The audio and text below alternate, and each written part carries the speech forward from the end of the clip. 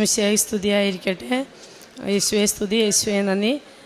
ഞങ്ങളെ അമ്മയുടെ പ്രതിഷേധത്തിൻ്റെ സാക്ഷികളാക്കി ഈ അൾത്താരയിൽ നിർത്തിയതിനെ ഓർത്ത് ഒത്തിരിയേറെ നന്ദി പറയുന്നു അമ്മയോട്. അമ്മയുടെ തിരുക്കുമാനും കോടാനുകൂടി നന്ദി. ഞാൻ ഉടമ്പടി എടുത്തത് 2021 30/9/2021 ഞാൻ ഉടമ്പടി എടുത്തത്. അതിനു മുൻപ് ഞാൻ ആദ്യമായിട്ട് മാർച്ച് 2021 മാർച്ചിൽ ഓൺലൈൻ ഉടമ്പടി എടുത്തായിരുന്നു. അപ്പോൾ കൊറോണയുടെ സമയം കഴിഞ്ഞതുകൊണ്ട് ഇവിടെ വന്ന് ഉടമ്പടി എടുക്കാൻ ബുദ്ധിമുട്ടായതുകൊണ്ട് ഓൺലൈൻ ഉടമ്പടി എടുത്ത് ആദ്യം പ്രാർത്ഥിച്ചത്. ഇവിടെ വരണമെന്ന് ഒത്തിരി ആഗ്രഹിച്ചത് ഞങ്ങളുടെ ജീവിതത്തിലെ ഒത്തിരിയേറെ ബുദ്ധിമുട്ടുകൾ കൊണ്ടായിരുന്നു ഞാൻ അങ്ങനെ ആഗ്രഹിച്ചത്. ഒത്തിരിയേറെ കഷ്ടതകളും ബുദ്ധിമുട്ടുകളും ദുരിതങ്ങളും ഒക്കെ കടന്നാണ് ഞങ്ങൾ ഇവിടം വരെ എത്തിയത്. അപ്പോൾ ആ സമയത്ത് ഞങ്ങൾക്ക് നേരത്തെ ഭവനം ഉണ്ടായിരുന്നു. ഒരു 6-7 വർഷം മുൻപ് ഞങ്ങൾ പണി കഴിപ്പിച്ചാണെങ്കിലും ഞങ്ങൾക്കത് നഷ്ടപ്പെട്ടു. അപ്പോൾ അത് നഷ്ടപ്പെട്ടതിൻ്റെ പേരിൽ ഞങ്ങൾക്ക് വീട്ടിൽ നിന്ന് ഇറങ്ങേണ്ടി വന്നു. അവിടെ നിന്ന് ഇറങ്ങി ആ സമയത്ത് എൻ്റെ ജീവിത പങ്കാളിയുടെ ജോലി നഷ്ടപ്പെട്ടു. അപ്പോൾ 2019 ഞങ്ങളങ്ങനെ വീട്ടിൽ നിന്ന് ഇറങ്ങേണ്ടി വരുന്നത്. ആ സമയത്ത് കുഞ്ഞുങ്ങളെ പോറ്റാനൊക്കെ ബുദ്ധിമുട്ട് കാരണം ഞങ്ങൾ ഒരു ഹോട്ടലെടുത്ത് അതിൽ ഞാനും എൻ്റെ ജീവിത പങ്കാളിയും കൂടെ ജോലി ചെയ്തു. രാവും പകലും ഇല്ലാണ്ട് ഒരു 5-6 മാസത്തിൽ ജോലി ചെയ്ത് കഴിഞ്ഞപ്പോഴാണ് കൊറോണയുടെ ഇത് കാരണം അതും നിന്നുപോയി. അപ്പം അങ്ങനെയൊക്കെ ഇരുന്ന സമയത്ത് ഞങ്ങൾക്ക് ജീവിക്കാൻ എങ്ങനെ ഒരു മാർഗ്ഗമില്ല, എന്ത് ചെയ്യുന്നുള്ള ആകെ ബുദ്ധിമുട്ടിൽ ഇരിക്കുമ്പോൾ എനിക്ക് ഇങ്ങനെ കൃപാസനത്തെക്കുറിച്ചും ഇവിടെ അമ്മയെക്കുറിച്ചും എനിക്കറിയായിരുന്നു. പക്ഷേ വരണമെന്ന് പലവട്ടം ആഗ്രഹിച്ചിട്ട് സാധിച്ചില്ല. പക്ഷേ ഞാൻ അമ്മയോട് നിരന്തരം പ്രാർത്ഥിക്കുമായിരുന്നു. അതുപോലെ വചനം വായിക്കുമായിരുന്നു. ഞാൻ അപ്പോഴെല്ലാം ഈശോയോട് പറയും, ഈശോയെ ഇവിടെ ഇങ്ങനെ കൃപാസനത്തിൽ അമ്മയുടെ സന്നിധിയിൽ ചെന്ന ആർക്കും ഇന്ന് വരെ അനുഗ്രഹങ്ങൾ കിട്ടാതെ പോയിട്ടില്ല എന്ന് ഞാൻ പറഞ്ഞു കേട്ടിട്ടുണ്ട്. പക്ഷേ ഞാൻ അതിൽ വിശ്വസിക്കുകയും ചെയ്യുന്നു.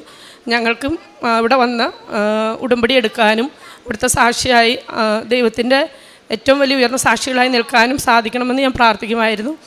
അപ്പം അങ്ങനെ ഇരിക്കാതെ ഞാൻ ഉടമ്പടി എടുക്കാൻ അവസരം കിട്ടിയപ്പോൾ ആദ്യം വെച്ചത് ഞങ്ങൾക്കൊരു വീട് സ്ഥലവും വേണമെന്നായിരുന്നു. കാരണം വീട് സ്ഥലമില്ലാതെ കുഞ്ഞുങ്ങളെയും കൊണ്ട് കടത്തിന്മേൽ കിടക്കേണ്ട അവസ്ഥയുണ്ടായി. ആ അവസ്ഥയിൽ അന്ന് 3 കുട്ടികളുണ്ട്, 4മത്തേനെ പ്രഗ്നൻ്റാണ്. ആ സമയത്ത് ഇവരെയും കൊണ്ട് ഇങ്ങനെ വഴികളിലെല്ലാം തെണ്ടി നടക്കുന്ന ഒരവസ്ഥ എന്ന് പറയുന്നത്, എനിക്ക് 5 പെൺകുഞ്ഞുങ്ങളാണ്, 6 മക്കളുണ്ടായിരുന്നു. അതിലൊരാൾ ദൈവസന്നിധിയിലാണ്. 5 മക്കളാണ് ഇപ്പം ഞങ്ങൾക്കുള്ളത്. ഒരാൾ ഞങ്ങളിൽ നിന്നും വേർവിട്ടു പോയി. അപ്പോൾ അങ്ങനെ ഒരു അവസ്ഥയിൽ പരിശുദ്ധ അമ്മയോട് ഞാൻ പറഞ്ഞു, അമ്മേ ഈ മക്കളെ ഞങ്ങൾക്ക് പട്ടിണിക്കിടാൻ ഇടവരുത്തരുത്. ഇവരെയും കൊണ്ട് പെൺകുട്ടികളാണ്, എനിക്ക് കയറി കിടക്കാൻ ഒരു കൂര വേണം. അമ്മയുടെ മുന്നിലോ ഈശോയുടെ മുന്നിലോ ഞങ്ങൾ അറിഞ്ഞൊരു തെറ്റ് ചെയ്തിട്ടില്ല എന്നാണ് എൻ്റെ വിശ്വാസം. ആരെയും ദ്രോഹിച്ചിട്ടില്ല അറിഞ്ഞ്. അതുകൊണ്ട് തന്നെ ഞങ്ങളെ സഹായിക്കണമെന്ന് നിരന്തരം പ്രാർത്ഥിക്കുമായിരുന്നു. അങ്ങനെ എനിക്കിവിടെ 2021 വന്ന് ഉടമ്പടി എടുക്കാൻ സെപ്റ്റംബർ മാസത്തിൽ വന്ന് ഉടമ്പടി എടുത്തു. ഉടമ്പടി എടുക്കാൻ വരാൻ നേരത്ത് ഞാൻ അമ്മയോട് ആദ്യം പറഞ്ഞത്, ഞങ്ങൾ വാടകയ്ക്ക് ഒരു കോളനിയിൽ താമസിക്കുകയാണ്. നല്ല വീടൊന്നുമല്ല, ഒരു കുടിലാണ്, ഒരു ഷെഡാണ്. അതിനകത്ത് താമസിക്കുമ്പോൾ ഞാൻ പറഞ്ഞു, അമ്മേ ഞാൻ വന്ന് ഉടമ്പടി എടുക്കുമ്പോൾ ആദ്യം എനിക്ക് ഒത്തിരി പ്രശ്നങ്ങളുണ്ട്, പക്ഷേ എൻ്റെ ആഗ്രഹങ്ങൾ ആദ്യം സാധിച്ചു തരണ്ട.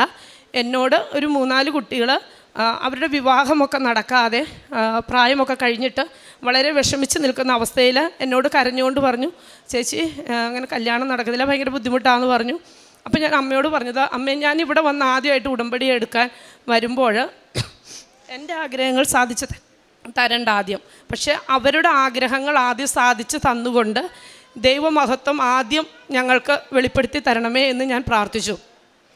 ഇവിടെ വന്ന് ഞാൻ ഉടമ്പടിയിൽ അത് നിയോഗം വെച്ചപ്പോൾ അവരുടെ കാര്യങ്ങൾ പറഞ്ഞ് പ്രാർത്ഥിച്ച് ഇവിടുന്ന് കൃപാസനം പത്രം കൊണ്ടുവന്ന് ഞാൻ ആ കുഞ്ഞിൻ്റെ കൈ കൊടുത്തിട്ട് പറഞ്ഞു, മോൻ ഒന്നുകൊണ്ടും വിഷമിക്കേണ്ട, കൊച്ചിൻ്റെ ആഗ്രഹം പോലെയുള്ള ഒരു വിവാഹം പരിശുദ്ധ അമ്മ തീർച്ചയായിട്ടും സാധിച്ചു തരും എന്ന് പറഞ്ഞു. ഞാൻ പത്രവും കൈ കൊടുത്തു. അവർ അക്രൈസ്തരാണ്. പക്ഷേ ആ കുഞ്ഞത് ഞാനും അത്രയും പ്രതീക്ഷിച്ചില്ല. കാരണം ഞാൻ പറഞ്ഞത് എന്തുകൊണ്ടാണെന്നും എനിക്കറിയില്ല. പക്ഷേ ഒരു 15 ദിവസത്തിനുള്ളിൽ ആ കുഞ്ഞിൻ്റെ വിവാഹകാര്യം പെട്ടെന്ന് വരികയും ആ കുഞ്ഞ് ഉദ്ദേശിച്ചേക്കാളും ഒത്തിരി ഇതിൽ ആ കല്യാണം നടക്കുകയും ചെയ്തു. ഞാനിത് ആദ്യം പറയുന്നത് ഞാൻ അമ്മയോട് ആദ്യം പറഞ്ഞ കാര്യമായതുകൊണ്ടാണ്. മറ്റുള്ളവർക്ക് അനുഗ്രഹം നൽകി അത് ആദ്യത്തെ സാക്ഷ്യമാവണമെന്ന് പറഞ്ഞതുകൊണ്ടാണ് ഞാൻ ആദ്യമായി ഇത് തന്നെ പറഞ്ഞത്. അതിനുശേഷം ഞാൻ പിന്നെ വന്ന് പുതുക്കിയപ്പോൾ ഞങ്ങൾക്ക് വീട് സ്ഥലവും ഇല്ലായിരുന്നു. അപ്പോൾ ആ നിയോഗവും ഞാൻ അതിൽ വെച്ചു. വീട് സ്ഥലവും നിയോഗം വെച്ചെങ്കിലും അത് അങ്ങനെ പുതുക്കും, ഓരോ പ്രാവശ്യം പുതുക്കുമ്പോഴും പുതുക്കും, പക്ഷെ സാധിച്ചു കിട്ടില്ല. അങ്ങനെ ഒരു 3-4 പ്രാവശ്യം ഞാൻ പുതുക്കി. അപ്പോഴും ഒന്നും വീടിൻ്റെ സ്ഥലത്തിൻ്റെ കാര്യത്തിനൊന്നും ഒരു തീരുമാനവും ഇല്ല. അപ്പം ഞാൻ ഓർത്തു, ഇല്ല ഇനിയിപ്പോൾ അത് വിട്ടേക്കാം.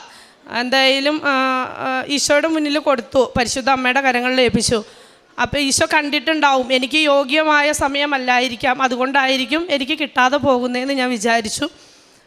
അതിനുശേഷം ആരും സഹായിക്കാനില്ല, നല്ല കഷ്ടപ്പാടും ബുദ്ധിമുട്ടും, ആരും തിരിഞ്ഞു നോക്കാതെ നിന്നപ്പോഴും ഞാൻ ഓർത്തു, ഈശോയെ ആരൊക്കെ ഇല്ലെങ്കിലും നിൻ്റെ അപ്പനും അമ്മയും നിന്നെ ഉപേക്ഷിച്ചാലും ഞാൻ നിന്നെ ഉപേക്ഷിക്കുകയില്ല എന്ന് ഈശോയെ നീ പറഞ്ഞിട്ടുണ്ടല്ലോ. അതുകൊണ്ട് പരിശുദ്ധ അമ്മേനെ ഞാൻ എൻ്റെ അമ്മയായിട്ടും ഈശോയെ ഞാൻ നിന്നെ എൻ്റെ അപ്പനായിട്ടും ഞാൻ സ്വീകരിക്കുന്നു. ഇന്നീ നിമിഷം മുതൽ എനിക്ക് അച്ഛനോ അമ്മയോ ഒന്നുമില്ല, അവിടെ നിന്നാണ് എൻ്റെ എല്ലാം എന്ന് ഞാൻ ഏറ്റുപറഞ്ഞ് ഞാൻ പ്രാർത്ഥിക്കാൻ തുടങ്ങി. അങ്ങനെ ഇരിക്കാതെ എൻ്റെ മൂന്നാമത്തെ കുട്ടിക്ക് അവളൊരു 2.5 വയസ്സ് മുതൽ അവളുടെ കാലും അരഭാഗങ്ങളെല്ലാം ചൊറിഞ്ഞ് പൊട്ടി വ്രണമായി ഇങ്ങനെ പൊട്ടി ഒലിക്കുമായിരുന്നു. എല്ലാവിധ ട്രീറ്റ്മെൻറ്റുകളും, അതായത് ഹോമിയോപ്പതി അതുപോലെ ഇംഗ്ലീഷ് മരുന്നൊക്കെ ഞാൻ ചെയ്തു. എല്ലാവിധ ട്രീറ്റ്മെൻറ്റ് ചെയ്തിട്ടും അത് മരുന്ന് കൊടുക്കുമ്പോൾ മാറും, വീണ്ടും അതിൻ്റെ ഇരട്ടിയായിട്ടുണ്ടാവും. അങ്ങനെ ഒരു 8 വർഷം അവൾ ഈ ഒരു പ്രശ്നത്താൽ മുന്നോട്ട് പോയി. ഇരിക്കാൻ പാടില്ല, സ്കൂളിൽ ചെന്നാൽ നിൽക്കുകയുള്ളൂ, സ്കൂളിൽ ചെന്നാൽ ഇരിക്കാൻ പാടില്ല. അപ്പോൾ ടീച്ചർ ചോദിക്കുക എന്തേ ഇരിക്കാത്ത, അവൾ പറയില്ല, ടീച്ചർ തല്ലും. വീട്ടിൽ വന്ന് കുളിപ്പിക്കാൻ വേണ്ടി ഞാൻ ഡ്രസ്സ് ഉരുമ്പാണ്ട് ഈ പൊട്ടി പഴുത്തൊലിച്ചിരിക്കുന്നിടത്തൊക്കെ വീണ്ടും ചോര വന്നിരിക്കുക, അടിച്ച പാടും. ഇതെന്താ അടിച്ച പാടെന്താ? അത് ടീച്ചർ തല്ലിയതാ. അപ്പം ഞാൻ ചോദിച്ചു, എന്തുകൊണ്ട് നീ എന്തിനാ തല്ലിയ? ഞാൻ ഇരിക്കത്തില്ല, അവൾക്ക് ഇരുന്ന് കഴിഞ്ഞ് കഴിഞ്ഞാൽ ഈ ചോരയും എല്ലാം കൂടെ അങ്ങ് ഒട്ടിപ്പിടിക്കും, പിന്നെ അവൾക്ക് ഇരിക്കാൻ പാടില്ല. അങ്ങനെ 8 വർഷക്കാലം ഈ കുട്ടി അങ്ങനെ കഴിച്ചു കൂട്ടി. അപ്പോൾ ടീച്ചറിനെ ഞാൻ വിളിച്ച് പറയുമ്പോഴാണ് ടീച്ചർ പറഞ്ഞത്, അയ്യോ കൊച്ചത് പറഞ്ഞില്ല, അത് മുഴുവനും അവൾ സഹിക്കുകയുള്ളായിരുന്നു, പറയില്ല. ഓൾറെഡി ഒരു നാണക്കേട് പോലെ ആയിരിക്കാം പിള്ളേർക്ക്, അതുകൊണ്ട് അവർ പറയില്ലായിരുന്നു. അപ്പം ഞാൻ അമ്മയോട് പറഞ്ഞു, അമ്മേ ഇവള് മുതിർന്നു, ഇത്ര 9 വയസ്സോളമായി, ഇനിയും ഈ ഒരു അവസ്ഥ തുടർന്ന് പോയി കഴിഞ്ഞാൽ എന്ത് ചെയ്യും? പെൺകുട്ടിയാണ്, എവിടെ ചെന്നാലും ഇരിക്കാൻ പറ്റാതെ ഇങ്ങനെ വ്രണായി അതിന് സ്മെല്ലുണ്ട്. അങ്ങനെ ഇരിക്കാതെ ഞാനിവിടെ വന്ന് ഉടമ്പടി എടുത്ത് ആദ്യത്തെ പുതുക്കലിന് വന്നപ്പോൾ ഞാൻ നിയോഗം വെച്ച് പ്രാർത്ഥിച്ചു, അമ്മേ കുഞ്ഞിനെ സുഖപ്പെടുത്തണം, അമ്മയുടെ സാക്ഷിയായി ഞാൻ ഇവിടെ സാക്ഷ്യം പറഞ്ഞോളാം, അമ്മയെ തിരുക്കുമാരനെ മഹത്വപ്പെടുത്തിക്കോളാം എന്ന് ഞാൻ പറഞ്ഞു. ഇവിടെ നിന്ന് തിരിച്ച് ചെന്ന് തൈലം പുരട്ടി കുഞ്ഞിനെ ഞാൻ രാവിലെയും വൈകുന്നേരവും തിരി കത്തിച്ച് പ്രാർത്ഥന ചെല്ലുമ്പോൾ തിരി കയ്യിൽ പിടിച്ച് കൊച്ചിനെ വിളിച്ച് ഞാൻ പറയും ഇവിടെ കിടക്കാൻ പറയും. കാരണം ഈ തുടഭാഗം മുഴുവനും ഉണ്ട്, എല്ലാം ഇങ്ങനെ പൊട്ടിയതായിട്ടിരിക്കണം. അപ്പോൾ ഞാൻ പറയും കിടക്കാൻ പറയും. കിടന്നിട്ട് ഞാൻ ഈശോയോട് പറഞ്ഞു, എൻ്റെ ഈശോയെ എന്നിൽ എന്തെങ്കിലും അവിശ്വാസം ഉണ്ടെങ്കിൽ ഞാൻ ആ വിശ്വാസം മുഴുവൻ വെടിഞ്ഞ് ഞാൻ പൂർണ്ണമായും നിന്നിൽ വിശ്വസിക്കുന്നു, എന്നിൽ സ്വല്പം പോലും ഞാൻ നിന്നെ അവിശ്വസിക്കുന്നില്ല എന്ന് ഏറ്റു പറഞ്ഞ് വിശ്വാസ പ്രമാണവും ചൊല്ലി ഞാൻ തൈലം പുരട്ടാൻ തുടങ്ങി. തൈലം പുരട്ടാൻ തുടങ്ങിയപ്പോൾ ഭയങ്കര അത്ഭുതം പോലെ അത്രയും വ്രണമായിരുന്ന, അതായത് ആ സമയത്ത് ഒരു വൈദ്യൻ തന്ന മരുന്നുണ്ടായിരുന്നു, തൈലം ഉണ്ടായിരുന്നു. പക്ഷെ ഞാൻ കൊച്ചിനോട് പറഞ്ഞു, ഇനി മുതൽ നമുക്ക് ഈ തൈലം വേണ്ട, ഇത് പുരട്ടണ്ട. കാരണം ഇത് പുരട്ടിയിട്ട് നമ്മൾ പരിശുദ്ധ അമ്മയിൽ നിന്നും ഈ തൈലം പുരട്ടിയാൽ നമുക്ക് ദൈവത്തെ മഹത്വപ്പെടുത്താൻ സാധിക്കില്ല. ഇന്നു മുതൽ മോൻ അതുകൊണ്ട് ഞാൻ കാണാതെയാണെങ്കിൽ പോലും ആ തൈലം ഉപയോഗിക്കാൻ പാടില്ല എന്ന് പറഞ്ഞ് അതെടുത്ത് മാറ്റിവെച്ചു. ഇന്നു മുതൽ അമ്മയുടെ തൈലം മതി നമുക്ക്, വിശ്വാസ പ്രമാണം ചൊല്ലി അന്ന് മുതൽ അത് പുരട്ടി പ്രാർത്ഥിക്കാൻ തുടങ്ങി. വേറെ ഒരു മരുന്നുകളും ഞാൻ കൊടുത്തില്ല. 8 വർഷം അങ്ങനെ അനുഭവിച്ചൊരു കുഞ്ഞാണ്. പക്ഷെ ഒരു മാസമായപ്പോഴത്തേക്ക് ശകലം പോലും അതിൻ്റെ ഒരു പാട് പോലും ഇല്ലാതെ അത് ഇങ്ങനെ തീർത്തും പൂർണ്ണമായി മാറി. അത് ഇറച്ചി കഴിക്കാൻ പാടില്ല, അതുപോലെ വറുത്തു പൊരിച്ചതോ ബേക്കറി പലഹാരങ്ങളോ യാതൊരുവിധ സാധനങ്ങളും കഴിക്കാൻ പാടില്ലായിരുന്നു.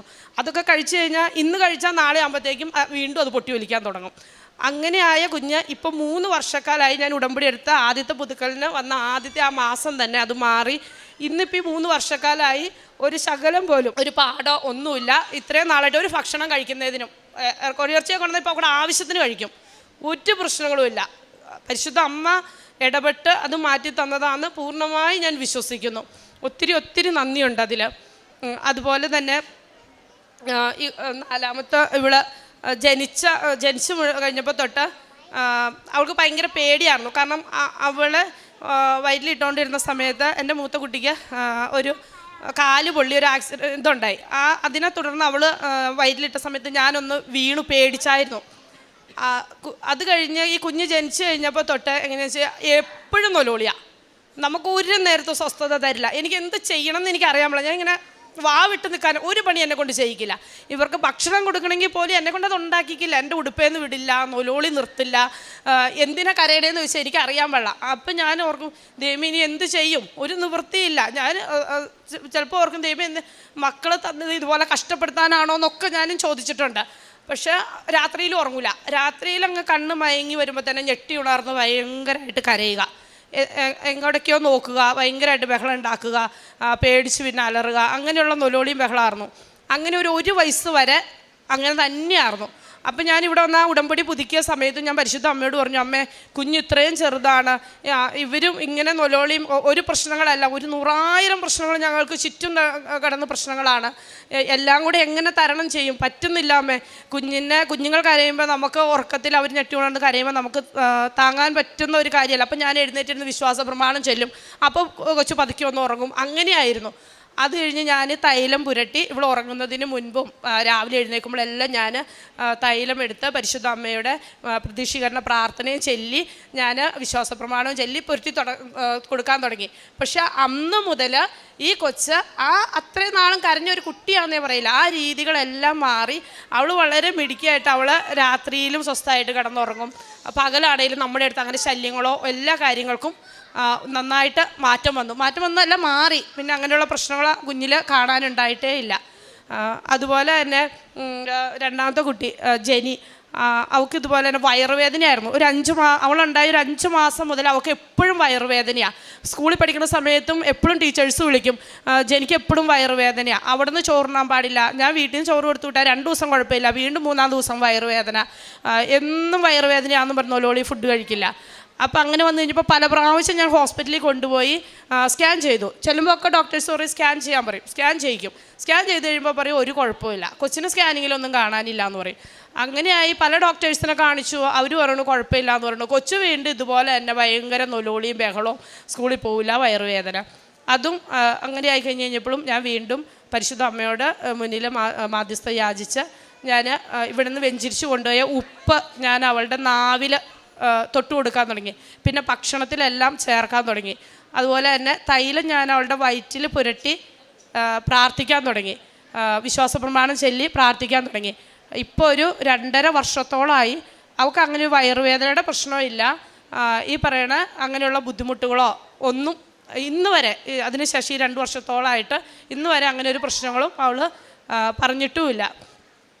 പിന്നെ പറയാനുള്ളതെന്ന് വെച്ചാൽ ഇവിടെ വന്ന് സാക്ഷ്യങ്ങൾ എഴുതി കൊടുത്തപ്പോൾ അച്ഛൻ എന്നോട് ചോദിച്ചു, ഇവിടെ വന്നതിന് ശേഷം കിട്ടിയ അനുഗ്രഹങ്ങളല്ല ഇതെന്ന് ചോദിച്ചു. അതേന്ന് പറഞ്ഞു. അപ്പോൾ അങ്ങനെയാണെങ്കിൽ മക്കൾക്ക് ഇതുവഴി പരിശുദ്ധ അമ്മയിൽ നിന്നും കിട്ടിയ ഒരു അനുഗ്രഹം ഉണ്ടല്ലോ, അത് എന്താണെന്ന് ചോദിച്ചു. അപ്പോൾ ഞാനിങ്ങനെ ആലോചിച്ചു, എന്താണെന്ന് എനിക്കും പെട്ടെന്ന് കിട്ടിയില്ല. അപ്പം ഞാനിങ്ങനെ വെച്ചിട്ട് പറഞ്ഞു, ഒരു കാര്യമുണ്ട്, അതായത് വേറെ ഒന്നുമല്ല, ഈ 5ാമത്തെ കുഞ്ഞ് ഇവള് ഉണ്ടാവുന്നത് നേരത്തെ എന്ന് പറഞ്ഞാൽ ഞങ്ങൾക്ക് ഭയങ്കര ബുദ്ധിമുട്ടും കഷ്ടപ്പാടുകളൊക്കെ ആയതുകൊണ്ട് 5ാമത്തെ ഒരു കുഞ്ഞിനെ സ്വീകരിക്കാൻ പറ്റിയൊരു മാനസികാവസ്ഥയല്ലായിരുന്നു. 4ാമത്തെ കുഞ്ഞിനെ ഞാൻ പ്രഗ്നൻ്റ് ആയിരുന്ന സമയത്ത് ഞാൻ കടന്നു പോകുന്ന, അതായത് ഭക്ഷണം കഴിക്കാനില്ല, ഒരു ദിവസം ചിലപ്പോൾ കഴിച്ചു കൂട്ടണ ഒരു കഷ്ണം വെള്ളിരിക്കുക, ഒരു ഗ്ലാസ് പാല്, എനിക്ക് പറയാനൊരു മടിയില്ല. കാരണം ഈശോനെ അത്രയും അനുഭവത്തിലൂടെ കടത്തിവിട്ടത് എനിക്ക് തോന്നുന്നു പരിശുദ്ധ അമ്മ അത്രത്തോളം എന്നെ കരുതിയിട്ടുണ്ട്. ഈശോയുടെ സ്നേഹം അത്രത്തോളം എനിക്ക് തരാനായിരുന്നു എന്ന് ഇപ്പം എനിക്ക് തോന്നുന്നു. ആദ്യമൊക്കെ ഞാൻ ഓർക്കുന്നത് എങ്ങനെ പറയും, നാണക്കേടാലോ അല്ലെങ്കിൽ അങ്ങനെ പറയാനൊക്കെ ബുദ്ധിമുട്ടാണെന്നൊക്കെ ഞാൻ വിചാരിച്ചിട്ടുണ്ട്. പക്ഷെ പിന്നെ എനിക്ക് മനസ്സിലായി അങ്ങനെയല്ല, ഈശോയുടെ മഹത്വമാണ് എവിടെയും വെളിപ്പെടേണ്ടതെന്ന് ഒരു ചിന്ത എൻ്റെ മനസ്സിലേക്ക് വന്നു.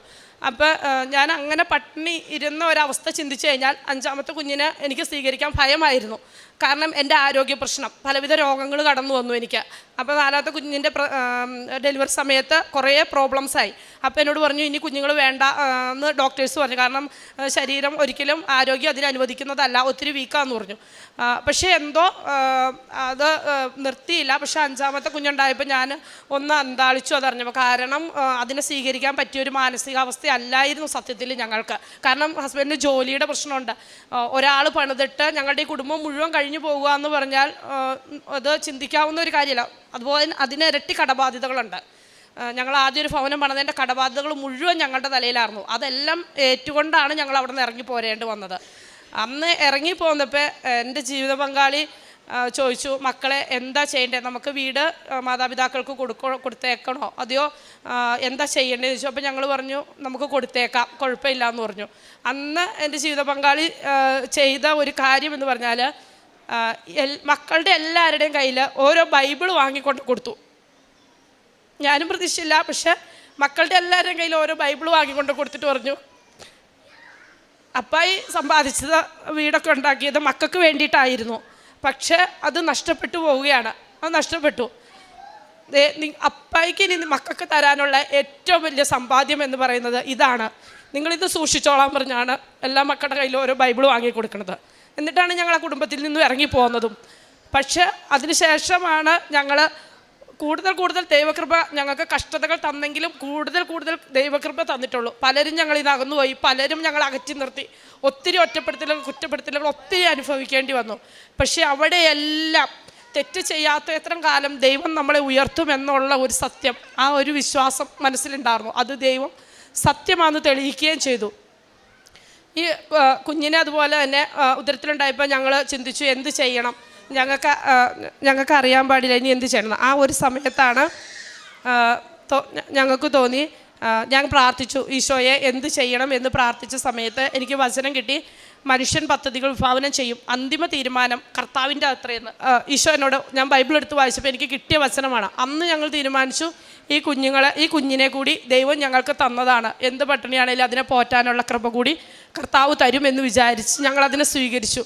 അതിനെ സ്വീകരിച്ച അന്ന് മുതൽ, അപ്പം അതിനു മുൻപ് ഈ കുഞ്ഞിനെ വയറ്റിൽ ഉണ്ടാവുന്ന അറിയുന്നതിന് മുൻപ് പ്രാർത്ഥനയിൽ ഞാൻ ഒരു 2-3 ദിവസം ഇങ്ങനെ രാവിലെ വൈകുന്നേരം തിരി കത്തിച്ച് പ്രാർത്ഥിക്കുമ്പോൾ പരിശുദ്ധ അമ്മയുടെ 2 കരങ്ങൾ എൻ്റെ നേർക്ക് നീണ്ടു വരുവാണ്. അതിൽ നിന്നും ഒരു റോസാപ്പൂവാണ് ആ കരങ്ങളിൽ ഇരിക്കുന്നത്.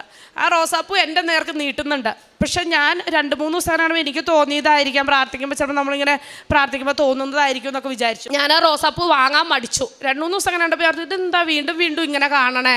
അപ്പം ഞാൻ വീണ്ടും കണ്ടപ്പോൾ ഞാൻ പറഞ്ഞു, എൻ്റെ അമ്മേ, ഞാൻ ഇങ്ങനെയാണ് ചോദിച്ചത്, എൻ്റെ അമ്മേ ഇനി എന്ത് ദുരന്തമാണ് എനിക്ക് ഇനി തരാനുള്ളത്, എനിക്ക് താങ്ങാൻ പറ്റില്ല, എനിക്ക് ഈ ദുരന്തം വേണ്ട. ഞാൻ അങ്ങനെ തന്നെ പറഞ്ഞു, എനിക്ക് ഈ ദുരന്തം വേണ്ട എന്ന് പറഞ്ഞു.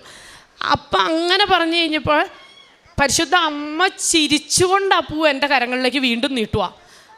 പക്ഷെ അമ്മയുടെ ആ ചിരി ഞാൻ അറിയാതെ എൻ്റെ കൈകൾ ഇങ്ങനെ നീട്ടിപ്പോയി.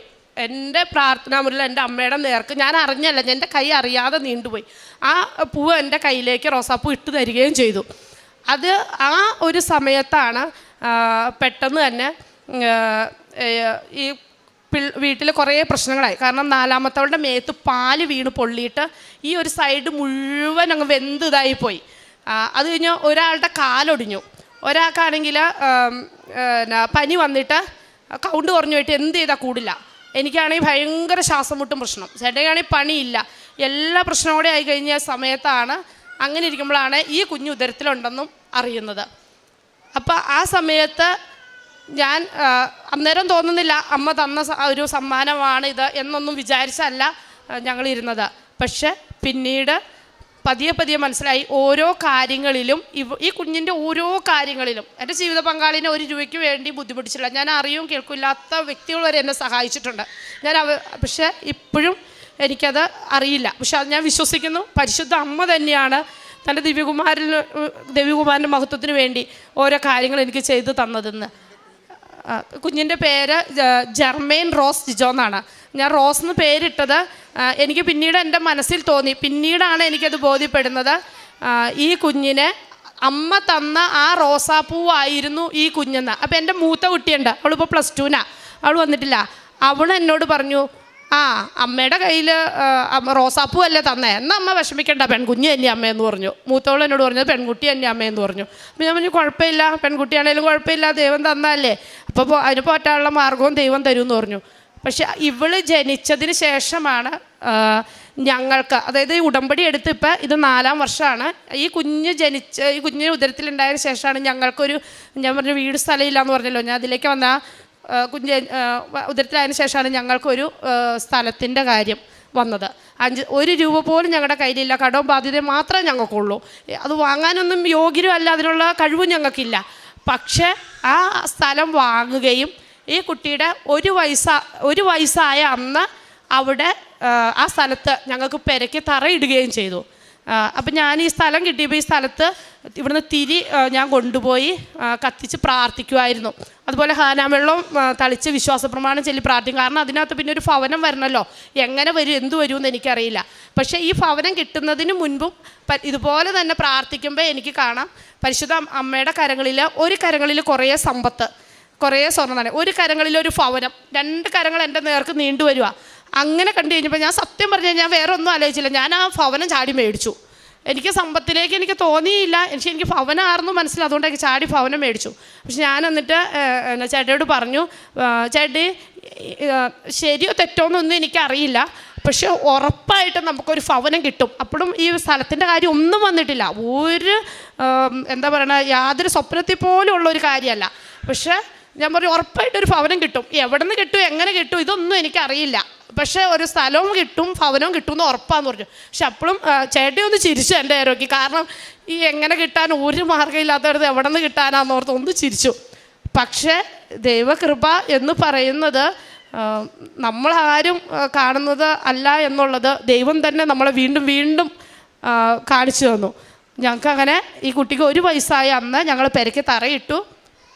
ഇന്ന് ഈ കുഞ്ഞിന് 2 വയസ്സായി. ഞങ്ങളവിടെ ഭവനം പണിത് ഇപ്പം ആ ഭവനത്തിൽ നിന്നാണ് ഞങ്ങൾ ഇവിടെ സാക്ഷ്യം പറയാൻ വന്നത്.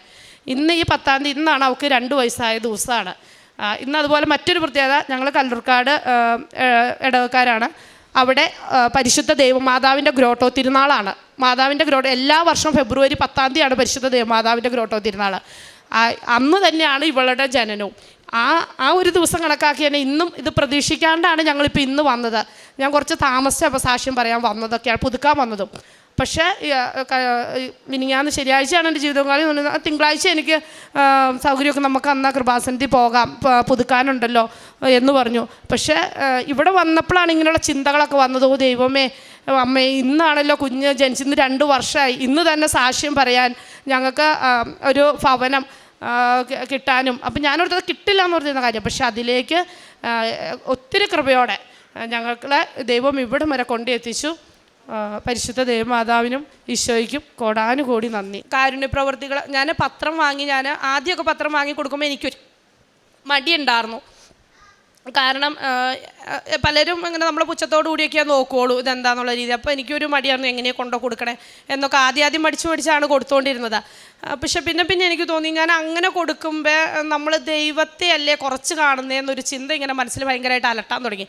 അപ്പം എനിക്ക് അത്രയും ധൈര്യമുള്ള കൂട്ടത്തിലൊന്നും അല്ല, നല്ല ഭയമുള്ള കൂട്ടത്തിലാണ്. പക്ഷെ അപ്പം ഞാൻ പിന്നെ ധൈര്യം സമ്പാദിച്ചാൽ ഈശോയോട് പറഞ്ഞു, ഈശോയെ എനിക്ക് നല്ല ടെൻഷനുണ്ട്, നിൻ്റെ മഹത്വം ഉയർന്ന് കാണണമെന്ന് ആഗ്രഹമുണ്ട്, പക്ഷെ എനിക്ക് അത്ര ധൈര്യം പോരാ പത്രം കൊടുക്കാനൊക്കെ എന്ന് ഞാൻ വിചാരിച്ചു. പക്ഷേ എനിക്കറിയില്ല, പക്ഷെ എൻ്റെ മനസ്സിൽ തോന്നി നീ വേറെ ഒന്നിനും അല്ലല്ലോ, എൻ്റെ മഹത്വത്തിന് വേണ്ടിയല്ലേ നീ ചെയ്യുന്നത്. ആ ഒരു ധൈര്യം എൻ്റെ മനസ്സിലേക്ക് തോന്നാൻ തുടങ്ങിയപ്പോൾ ഞാൻ പത്രം കൊണ്ടുവന്ന് എല്ലാവർക്കും ധൈര്യത്തോടെ ഞാൻ സാക്ഷ്യം പറഞ്ഞ ആ സമയത്ത് എനിക്ക് ഒത്തിരി കാര്യങ്ങളൊന്നും പറയാനില്ല, പക്ഷേ എന്നാലും ഞാൻ പറയും ഈശോ, കാരണം ഒത്തിരി കാര്യങ്ങളിൽ നമ്മളുടെ എല്ലാ അവസ്ഥകളിലും നമ്മളെ താങ്ങി സഹായിച്ചു കൊണ്ടുപോകുന്നത് നമുക്ക് ശരിക്കും അനുഭവിച്ചറിയാൻ പറ്റുമായിരുന്നു. അതുകൊണ്ട് തന്നെ ഞാൻ പറഞ്ഞു കൊടുക്കാൻ തുടങ്ങി ഞാൻ പത്രം. അത് ഞാൻ എല്ലാ മേഖലയിലും, അതിപ്പോൾ ഏത് ഹിന്ദുസ് ആയാലും മുസ്ലിംസ് ആയാലും അങ്ങനെയൊന്നും നോക്കിയല്ല, എല്ലാവരുടെയൊക്കെ ഞാൻ കൊടുക്കാം. പിള്ളേരുടെ കയ്യിലും കൊടുക്കും, സ്കൂളിൽ ആണെങ്കിലും കുട്ടികൾക്ക് കൊടുക്കാൻ, അങ്ങനെയൊക്കെ ഞാൻ കൊടുക്കാൻ തുടങ്ങി. പിന്നെ കാരുണ്യ പ്രവർത്തികളൊക്കെ ആണെങ്കിലും ഒത്തിരി പേർക്ക് നമുക്കറിയില്ല, പക്ഷെ നമ്മളെ പറ്റുന്നതിലല്ലായിരിക്കും അതിലുപരി ദൈവം നമ്മൾക്ക് മറ്റുള്ളവരെ സഹായിക്കാനുള്ള ഒത്തിരി അവസ്ഥകൾ നമുക്ക് തന്നിട്ടുണ്ട്. അതെനിക്ക് സഹായിക്കാൻ പറ്റുന്നുമുണ്ട്.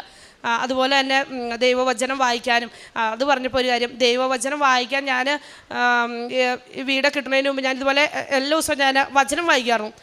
എൻ്റെ 4-ാമത്തോളം ഞാൻ പറഞ്ഞില്ല പട്ടിണി ഇരുന്നെങ്കിലും പക്ഷേ ഞാൻ വചനം വായിക്കുമായിരുന്നു. അതായിരുന്നു എൻ്റെ ഭക്ഷണം. സത്യം പറഞ്ഞു കഴിഞ്ഞാൽ അതായിരുന്നു എൻ്റെ ഭക്ഷണം, വചനം വായിക്കുമായിരുന്നു. പക്ഷേ ഞാനിങ്ങനെ വചനം വായിച്ചപ്പോൾ എനിക്ക് എൻ്റെ മനസ്സിൽ തോന്നുവാണ്, വചനം നീ വായിച്ചാൽ പോരാ, നീ അത് എഴുതണം എന്ന് എൻ്റെ മനസ്സിൽ തോന്നുവാണ്. അപ്പം ഞാൻ ഇതിനെ ഇങ്ങനെ തോന്നണേ എഴുതണം. അപ്പോൾ ചുമ്മാ തോന്നണയായിരിക്കും. എഴുതണം എന്ന് പറഞ്ഞാൽ എങ്ങനെ 73 പുസ്തകത്തിൽ ഏത് പുസ്തകം എഴുതാനാ? ഈ കൊച്ചുങ്ങൾ നൊലോളി ബഹളം വചനം വായിക്കണം തന്നെ എങ്ങനെയാണെന്ന് ഈശോയ്ക്ക് മാത്രമല്ലേ അറിയാവുള്ളൂ ഈശോയെ എന്നൊക്കെ അങ്ങനെ പറയാം. 2-3 ദിവസം അങ്ങനെ വീണ്ടും എൻ്റെ മനസ്സിൽ വചനം വായിക്കണം എന്ന് വന്നപ്പോൾ ഞാനിങ്ങനെ ഈശോയോട് പറഞ്ഞു എന്ത് ചെയ്യും, ഞാൻ ഏത് പുസ്തകം എഴുതും എന്ന് പറഞ്ഞപ്പോൾ എൻ്റെ ഉള്ളിലിരുന്ന് ആരോ പറയുന്നതൊക്കെ എന്നോട് എൻ്റെ ഉള്ളിലിരുന്ന് പറയുകയാണ്, ഏശയ്യ എന്ന് പറയുകയാണ്. അപ്പോഴും ഞാൻ ഓർത്തു കഴിഞ്ഞ് ഒട്ടും പ്രതീക്ഷിക്കാത്തൊരു കാര്യമാണ് ഏശയ്യ എന്ന് പറഞ്ഞ് എന്തായിരിക്കും എന്നൊക്കെ ഓർത്തു.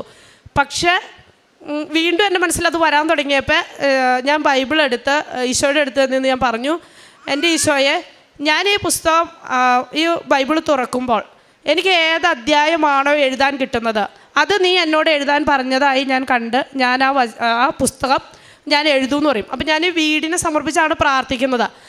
അങ്ങനെ പറഞ്ഞു കഴിഞ്ഞപ്പോൾ പ്രാർത്ഥിച്ച് ഞാൻ ബൈബിൾ എടുത്ത് തുറന്നതും എനിക്ക് കിട്ടിയ അധ്യായം എന്ന് പറയുന്നത് ഏശയ്യയുടെ ഫസ്റ്റ് ഫ്രേസ് ആമുഖം തന്നെയാണ് എനിക്ക് കിട്ടിയത്.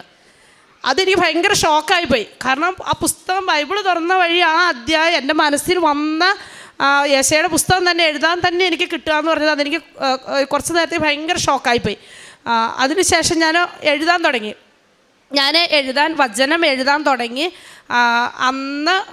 അന്നാണ് ഇതുപോലെ 2 വർഷം മുൻപ് ഫെബ്രുവരി 9 രാത്രിയിൽ എഴുതാൻ തുടങ്ങി. അന്നാണ് ഈ കുഞ്ഞിൻ്റെ ജനനം. അന്ന് രാത്രിയിലാണ് ഹോസ്പിറ്റലിൽ ഈ കുഞ്ഞിൻ്റെ ജനനം.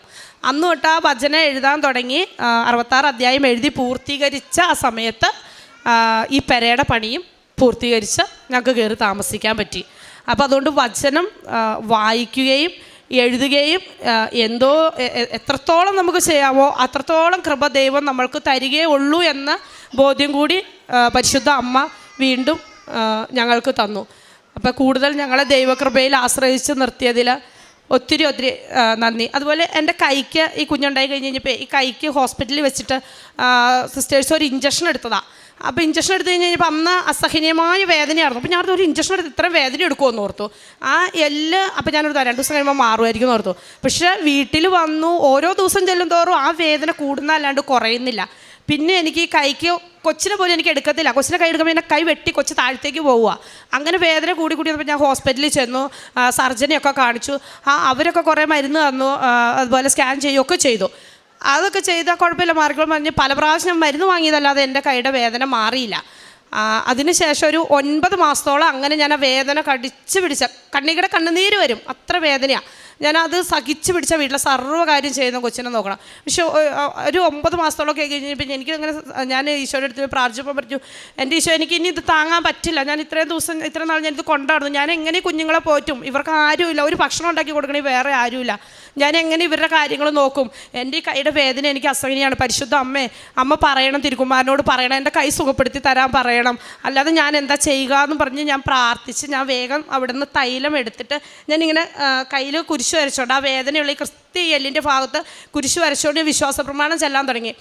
ഞാനങ്ങനെ കുറച്ച് നേരം വിശ്വാസ പ്രമാണം ചെല്ലി തുടങ്ങിയപ്പോൾ എൻ്റെ കൈയുടെ ഈ ഭാഗത്ത് ആരോ ഇരുന്നിങ്ങനെ നമ്മൾ സർജറി ചെയ്യില്ലേ, കുത്തി തുന്നി സർജറി ചെയ്യുന്ന പോലെ ഇവിടെ ഇരുന്നിങ്ങനെ പ്രവർത്തിക്കാൻ തുടങ്ങി. അപ്പം ഞാൻ ഇതെന്താ എൻ്റെ കൈയുടെ ഇവിടെ ഇരുന്ന് ഇങ്ങനെ പ്രവർത്തിക്കണേന്ന് ഓർത്തു. കുറച്ച് നേരം ഞാൻ നോക്കിയപ്പോൾ നമുക്ക് കാണാം അവിടെ ഇങ്ങനെ ആ ഭാഗം ശരിക്കും ഇങ്ങനെ ഇരുന്നിട്ട് ഇങ്ങനെ ആരോ ഇങ്ങനെ പ്രവർത്തിക്കുന്ന മാതിരി ഇങ്ങനെ ഇരുന്ന് ചെയ്തുകൊണ്ടിരിക്കുക. എനിക്ക് ശരിക്കും കാണാം. ഞാൻ ആ സമയത്തെല്ലാം പിന്നെ ഞാൻ ദൈവത്തെ സ്തുതിക്കാൻ തുടങ്ങി. ദൈവത്തെ അങ്ങനെ സ്തുതിച്ച് ഞാൻ കുറച്ച് കഴിഞ്ഞപ്പോൾ എനിക്ക് അപ്പോൾ ഇങ്ങനെ ഈ സർജറി ചെയ്യണ പോലെ സമയത്ത് അത്യുഗ്രം വേദനയാണ്. നമുക്ക് ഈ പച്ചിറച്ചിക്കകത്തൊക്കെ സൂചി കുത്തി കയറ്റി വലിക്കണ വേദനയാണ് നേരം ഈ സമയങ്ങളിലെല്ലാം. അങ്ങനെ കുറച്ച് സമയം കഴിഞ്ഞപ്പോൾ ആ വേദന പതിയെ അങ്ങ് കുറഞ്ഞു. ആ വേദന കുറഞ്ഞ് കഴിഞ്ഞപ്പോൾ അത് കഴിഞ്ഞപ്പോൾ തൊട്ട് ഞാൻ ഓരോ കാര്യങ്ങൾ ചെയ്യേണ്ട. സത്യം പറഞ്ഞാൽ ഞാൻ അത് കഴിഞ്ഞ് ഈ വേദന കുറഞ്ഞ് കഴിഞ്ഞപ്പോൾ ഞാൻ അതിൻ്റെ കാര്യം മറന്നുപോയി. ഒരു 2 ആഴ്ചയൊക്കെ കഴിഞ്ഞപ്പോൾ ഞാൻ ഈ കൈ കൊണ്ടൊക്കെ ഓടിച്ചാടിയാണെന്നൊക്കെ ചെയ്യുന്നുണ്ടപ്പോൾ എന്നോട് ചേട്ടൻ ചോദിച്ചു, നിൻ്റെ കൈക്ക് കുഴപ്പമൊന്നുമില്ല എന്ന് ചോദിച്ചു. ഞാൻ സത്യം പറഞ്ഞാൽ അന്നേരം ഞാൻ ശ്രദ്ധിക്കണം, എൻ്റെ കൈ പൂർണ്ണമായി സുഖപ്പെട്ടു. അങ്ങനെ ഒരു വേദന ഉണ്ടായിരുന്നു അങ്ങനൊരു ഇതുണ്ടായിരുന്നു പോലും എൻ്റെ കയ്യിലില്ല. അപ്പോഴാണ് എനിക്ക് മനസ്സിലായത് അത് ദൈവം തന്നെയായിരുന്നു എൻ്റെ കയ്യിൽ പ്രവർത്തിച്ചതെന്നും ആ വേദന എടുത്തു മാറ്റി തരാൻ ചെയ്ത ആ സർജറി. അപ്പം ഞാൻ ഈശോയോട് ഇങ്ങനെ പറഞ്ഞായിരുന്നു, ഈശോയെ ഞാൻ ഒത്തിരി ഡോക്ടേഴ്സിൻ്റെ അടുത്ത് പോയി, പക്ഷേ ഏറ്റവും വലിയ വൈദ്യൻ അവിടെ നിന്നാണല്ലോ, അവിടെ നിന്ന് കഴിഞ്ഞിട്ടല്ലേ ബാക്കി വൈദ്യന്മാരുള്ളൂ. അപ്പോൾ അവിടത്തേക്ക് സാധിക്കും, അങ്ങേക്ക് അസാധ്യമായിട്ടൊന്നുമില്ല, എനിക്കതിൽ പൂർണ്ണ വിശ്വാസമാണ്, അങ്ങേക്കാ വലിയൊരു വൈദ്യനില്ല എന്ന് പറഞ്ഞാണ് ഞാൻ പ്രാർത്ഥിച്ചത്. പക്ഷെ എന്താണേലും ആ വിശ്വാസം എന്നെ ദൈവം കൂടുതൽ ദൃഢപ്പെടുത്തുകയും എന്നെ സംരക്ഷിക്കുകയും ചെയ്തു. ഇവിടെ സാക്ഷിയാവാൻ ഈ ദിവസങ്ങളിൽ തിരഞ്ഞെടുത്തിന്ന് വരാൻ പറ്റിയതിനും ഒത്തിരി ഈശോയ്ക്കും പരിശുദ്ധ അമ്മയ്ക്കും കോടാനുകോടി നന്ദി. ഈ അൾത്താരയിൽ കയറാനുള്ള ഭാഗ്യം ലഭിച്ചതിന് ഒത്തിരി നന്ദി പറയുന്നു.